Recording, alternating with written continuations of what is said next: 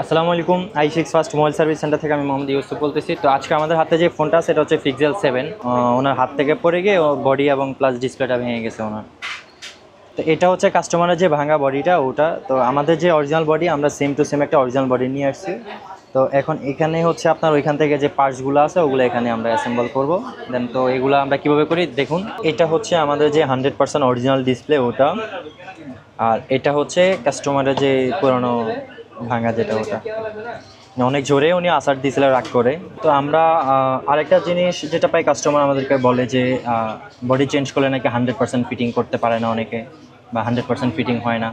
তো ওই জিনিসটা আমাদের কাছে আমরা 100% একদম অরিজিনাল যেরকম ফিটিং থাকে সেম টু সেম ফিটিং করে দিতে পারবো। আরেকটা জিনিস কি, বডি চেঞ্জ করলে অনেকে মনে করে যে নেটওয়ার্কের প্রবলেম করে।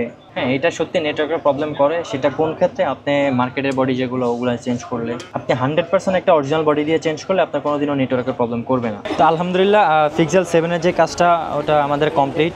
তো যাদের এই প্রবলেমগুলো ফোনের, শুধু অ্যান্ড্রয়েড না আইফোন বলেন, যে কোনো ফোনের প্রবলেম আমাদের এখানে i6 ফার্স্ট হাতিরপুল মোতালেব প্লাজায় নিয়ে আসলে আমরা ইনশাল্লাহ কমপ্লিট করে দিতে পারবো।